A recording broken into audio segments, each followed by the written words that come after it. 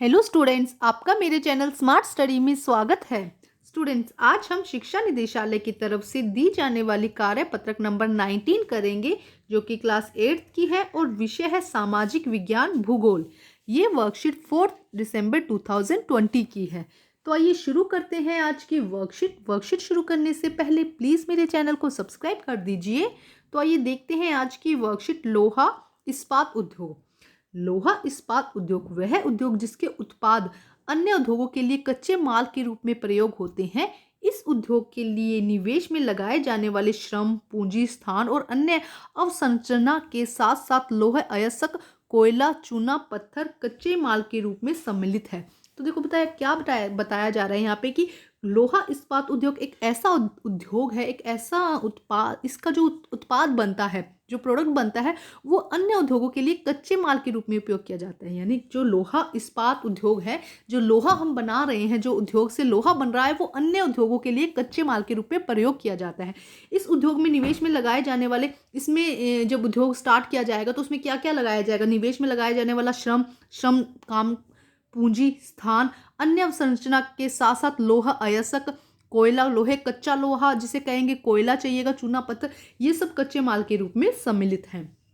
लोहा अयस्क से इस्पात निर्माण में कच्चे माल को चौका भट्टी में रखने से लेकर प्रगलित परिशोधित प्रक्रिया से गुजरना होता है, तब जाकर उत्पाद के रूप में इस्पात प्राप्त होता है। तो देखो यहाँ पे क्या कहा जा रहा है कि जो लोहा अयस्क है, जो कच्चा लोहा मिला है, उसके निर्माण के लिए कच्चे माल को चौका भट्टी में रखने, उसे क्या किया जाता है? गर्म किया जाता है, चौका भट्टी में रखा जाता है, प्रगलित किया जाता है, पिघलाया जाता है, परिशोधित प्रक्रिया से गुजारा जाता है, फिर उसे साफ किया जाता है। बहुत सारी प्रोसेस होती है। ऐसा नहीं है कि जहाँ से हमें इस्पात मिला है उसी को हम, जो लोहा मिला उसी को आगे वहाँ जो दूसरे उद्योगों में बेच देते हैं। नहीं, पहले उस जो हमें कच्चा लोहा मिला है उसे क्या किया जाएगा? उसे गर्म किया जाएगा, पिघलाया जाएगा, उसे परिशोधित मतलब साफ किया जाएगा, तब जाकर इस्पात के रूप में, उत्पाद के रूप में इस्पात हमें प्राप्त होता है, जो कि अन्य उद्योगों के लिए कच्चे माल के रूप में प्रयोग किया जाता है। तो यहाँ पे ये चीज़ समझिए कि जो अयस्क हमें खनिज, जो लोहा मिल रहा है, उस पर भी बहुत सारा काम करना पड़ता है, उसे साफ करना पड़ता है, उसे पिघलाना पड़ता है, उसको, उसके अंदर बहुत सारी गंदगी होती है तो उसे क्लियर करना पड़ता है, उसे सिर्फ लोहा उसके अंदर रखा जाता है। फिर जो हमें फाइनली प्रोडक्ट मिलता है वो दूसरे उद्योगों के लिए भेजा जाता है एज ए कच्चा माल जिसे हम कहेंगे। आगे देखिए क्या लिखा गया है। इस्पात के मिश्रण में एल्युमिनियम, निकल, तांबा के तार बनाए जाते हैं। इसके मिश्रण से, लोहे के साथ इसके मिश्रण बना दिया जाए, एल्युमिनियम का मिश्रण मिला दिया जाए, तांबा और निकल मिला दिया जाए तो तार बनाए जाते हैं। ऐसे बहुत सी वस्तुएं हैं जिनके निर्माण से इस्पात और लोहे का प्रयोग होता है। बहुत सारी वस्तुएं बेटा जिनके निर्माण में क्या किया जाता है? लोहे का प्रयोग किया जाता है। पोत, रेलगाड़ी, ट्रक, सेफ्टी पिन, सुई, कृषि यंत्र, विशाल भवनों का निर्माण इस्पात के द्वारा किया जाता है। देश में महत्वपूर्ण इस्पात उत्पादन केंद्रों में देखो, महत्वपूर्ण केंद्र कौन कौन से? भिलाई, दुर्गापुर, बर्नपुर, जमशेदपुर, राउरकेला, बोकारो आदि सम्मिलित हैं। यह मुख्य 4 राज्यों पश्चिम बंगाल, झारखंड, उड़ीसा और छत्तीसगढ़ में फैले हुए हैं। तो ये सारे राज्य कहाँ पे हैं बेटा? पश्चिम बंगाल। ये सारे जो केंद्र बताए गए हैं कहाँ पे हैं? पश्चिम बंगाल, झारखंड, उड़ीसा और छत्तीसगढ़ में। और ये क्वेश्चन बहुत इंपॉर्टेंट है बेटा कि कौन कौन से मुख्य केंद्र है? भिलाई, दुर्गापुर, बर्नपुर, जमशेदपुर, राउरकेला और बोकारो। अब हम देखते हैं next, Tata iron and steel company. देखो क्या कहा गया है, Tata iron and steel company, TISCO जिसे कहा जाता है, शॉर्ट में टिस्को कहा जाता है, जमशेदपुर। आज़ादी से पहले के भारत में टिस्को इस्पात कारखाना निजी स्वामित्व में था। आज़ादी से पहले क्या था? ये एक निजी स्वामित्व में था। Tata iron and steel company, TISCO, Jamshedpur. आज़ादी से पहले भारत में टिस्को इस्पात कारखाना निजी स्वामित्व में था। निजी स्वामित्व में मतलब कि उसका एक ही उत्तराधिकारी था, अधिकार मतलब उसका जो मतलब हेड था वो क्या था? एक ही था। आज़ादी के बाद सरकार ने इसको अपने हाथ में ले लिया। जब भारत आज़ाद हुआ उसके बाद जो सरकार है उसने इसे अपने हाथ में ले लिया। इसके साथ ही और भी बहुत से अन्य लोहा इस्पात संयंत्र स्थापित किए। इसके अलावा भारत में क्या किया गया? अन्य लोहा इस्पात जो संयंत्र मतलब कि जो बड़े बड़े कारखाने हैं या जो सिस्टम है उसको क्या किया गया? स्थापित किया गया। झारखंड में, अब ये देखिए बहुत इंपॉर्टेंट है, झारखंड में स्वर्ण रेखा और खरकई नदियों के संगम के समीप साकची में 1907 में टिस्को की शुरुआत की गई। तो यहाँ ध्यान रखिए, झारखंड में टिस्को कहाँ पे है? झारखंड में स्वर्ण रेखा और खरकई नदियों के संगम पर साकची में, कहाँ पर? साकची में 1907 में टिस्को की शुरुआत की गई। भौगोलिक रूप से जमशेदपुर देश में लोहा इस्पात केंद्र के रूप में सर्वाधिक सुविधाजनक स्थान पर है। अगर हम भौगोलिक रूप से देखें तो देश में क्या जमशेदपुर देश में लोहा इस्पात के केंद्र के रूप में सर्वाधिक सुविधाजनक स्थान है। यहाँ क्या है, बहुत सुविधाजनक स्थान इसको माना जाता है। साक्षी को कई कारण से इस्पात संयंत्र स्थापित करने के लिए चुना गया। अब इससे साक्षी को क्यों चुना गया इस्पात संयंत्र स्थापित करने के लिए? क्योंकि यह स्थान बंगाल और नागपुर रेल मार्ग पर काली माटी एक और स्टेशन से मात्र 32 किलोमीटर की दूरी पर था। देखो क्या कहा गया है कि इसे क्यों चुना गया इसके लिए, क्योंकि यह बंगाल और नागपुर से के रेल मार्ग से काली माटी एक जगह है जहां पे से सिर्फ 32 किलोमीटर दूर था। यह स्थान लोहा अयस्क, कोयला, मैग्नीज निक्षेपों के साथ साथ कोलकाता के भी निकट था। अब जो ये स्थान बताया गया है साक्षी, ये लोहा अयस्क, कोयला, मैग्नीज और कोलकाता के भी निकट था। यहाँ पे लोहा अयस्क था, कोयला, मैग्नीज निक्षेपों के साथ साथ इसमें और क्या फायदा था कि ये कोलकाता से भी नजदीक था जहाँ विशाल बाजार उपलब्ध है। अब कोलकाता में क्या है, मेट्रो सिटी है ना, तो वहाँ पे क्या है, एक विशाल बाजार है। टिस्को को झरिया कोयला क्षेत्र में कोयला, उड़ीसा और छत्तीसगढ़ से लोहा अयस्क, चूना पत्थर, डोलोमाइट और मैग्नीज प्राप्त होता था। तो देखो टिस्को को कह रहे हैं कि क्या फायदा थे वहां पे, टिस्को को इससे क्या फायदा हो कि झरिया से तो उसको कोयला मिलने लगा, झरिया कोयला क्षेत्र जहां से उसे कोयला मिला, उड़ीसा छत्तीसगढ़ से उसको लोहा अयस्क, चूना पत्थर, डोलोमाइट और मैग्नीज प्राप्त होने लगा। खरकई और स्वर्ण रेखा नदियों से प्राप्त जल की आपूर्ति होती थी। अब इन नदियों से, जिन नदियों के किनारे ये था वहां से उसे जल की आपूर्ति होती थी। इसको प्रोत्साहित करने में सरकार सहायता भी उपलब्ध हुई। इसके साथ साथ इसको और उन्नति और बढ़िया अच्छे से करने के लिए सरकार की सहायता भी इसे प्राप्त हुई। नेक्स्ट है पिट्सबर्ग। यह संयुक्त राज्य अमेरिका का एक महत्वपूर्ण इस्पात नगर है। ये कहाँ पे है? संयुक्त राज्य अमेरिका का एक महत्वपूर्ण इस्पात नगर है।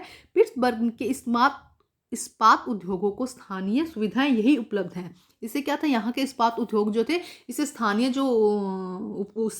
जो सुविधाएं उपलब्ध थी, जैसे कोयला पिट्सबर्ग से ही उपलब्ध हो जाता था। जो कोयला है वो कहाँ से मिल जाता था? पिट्सबर्ग से मिल जाता था। लोहा अयस्क मिनेसोटा से मिल जाता था। जो लोहा अयस्क कहाँ से मिलता था? मिनेसोटा से मिल जाता था। लोहे की खानों से प्राप्त होता था। इन खानों और पिट्सबर्ग के बीच नौ परिवहन का सस्ता मार्ग था। मतलब इनके बीच में क्या था? परिवहन का सस्ता मार्ग था। ग्रेट लेक्स से पिट्सबर्ग क्षेत्र तक लोहे अयस्क रेलगाड़ियों से लाया जाता था।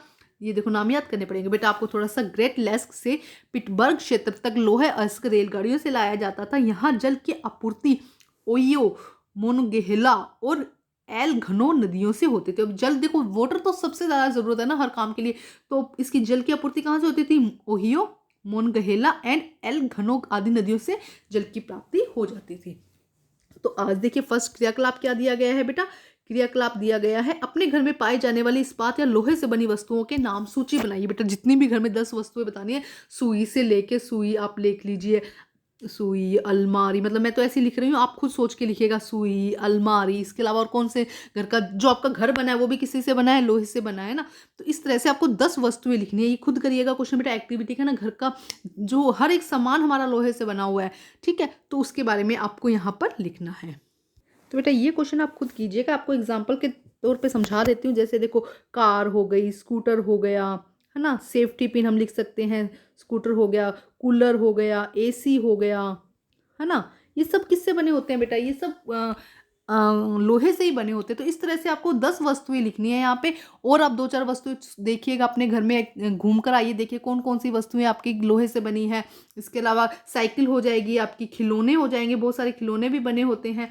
इसके अलावा जो घरों में हम कुंडी लगाते हैं वो भी कई बार लोहे की बनी होती है। दरवाजे होते हैं जो वो लोहे के बने होते हैं, है ना। तो इस तरह से बहुत सारा सामान होता है जो घर में लोहे से बना होता है। तो अब हम करते हैं प्रश्न नंबर फर्स्ट। भारत में लोहा अयस्क उद्योग के कुछ मुख्य प्रमुख केंद्रों के नाम बताइए। तो देखिए बेटा यहाँ पे बहुत अच्छे से इसका आंसर दिया गया है। प्रमुख केंद्रों के नाम बताने हैं तो आंसर नंबर 1 यहाँ से शुरू हो जाएगा। भिलाई, दुर्गापुर, बरनपुर, जमशेदपुर, राउरकेला और बोकारो। तो ये हो जाएगा, आप फर्स्ट का आंसर हो जाएगा। अब हम करते हैं प्रश्न number 2। Tata iron and steel company कहाँ स्थित है और क्यों? तो टाटा आयरन और स्टील कंपनी कहाँ स्थित थी बेटा? आपने देखी थी साक्षी में स्थित थी, क्योंकि यहाँ से क्या, और एक तो लोहा अयस्क, मैग्नीज, और ये जो झरिया कोयला क्षेत्र है उड़ीसा और छत्तीसगढ़ से लोहा अयस्क, चूना पत्थर, ये सब आसानी से मिल जाता है। तो आइए करते हैं इसका आंसर। तो देखिए बेटा उत्तर number 2, Tata iron and steel company TISCO Jharkhand राज्य में साकची नामक स्थान पर स्वर्ण रेखा नदी के किनारे स्थित है। देखो, Tata iron and steel company TISCO Jharkhand राज्य में साकची नामक स्थान पर स्वर्ण रेखा नदी के किनारे स्थित है, क्योंकि यहाँ झारखंड के झरिया से कोयला और उड़ीसा और छत्तीसगढ़ से लोहा अयस्क आसानी से प्राप्त हो जाता है। तो ये है फर्स्ट क्वेश्चन का आंसर बेटा, ध्यान से करेंगे आप इसे, और एनसीईआरटी जरूर लेके बैठना है बेटा आप लोगों को अपने साथ में। अब हम करते हैं प्रश्न नंबर 3। प्रश्न नंबर 3, पिट्सबर्ग में इस्पात उद्योग क्यों विकसित किए गए? पिट्सबर्ग में इस्पात उद्योग को क्यों विकसित किया गया?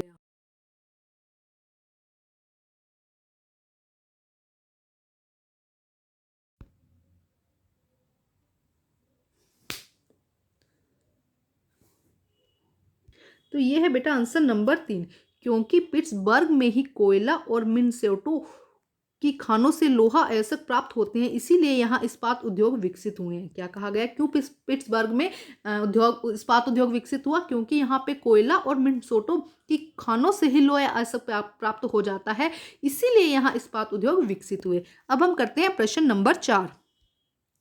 प्रश्न नंबर 4 देखिए, देश के विकास में लोहा इस्पात उद्योग का क्या योगदान है?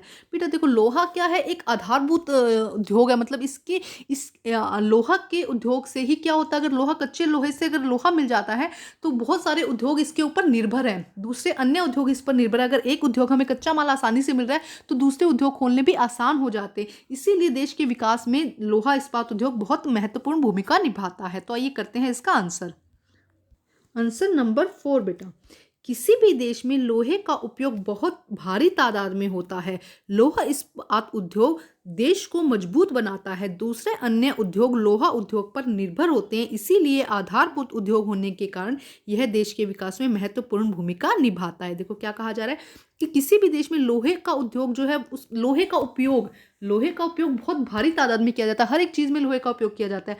लोहा इस्पात उद्योग देश को मजबूत बनाता है, दूसरे अन्य उद्योग लोहा उद्योग पर आधारित होते हैं या निर्भर होते हैं, इसीलिए आधारभूत उद्योग होने के कारण देश के विकास में यह महत्वपूर्ण भूमिका निभाता है।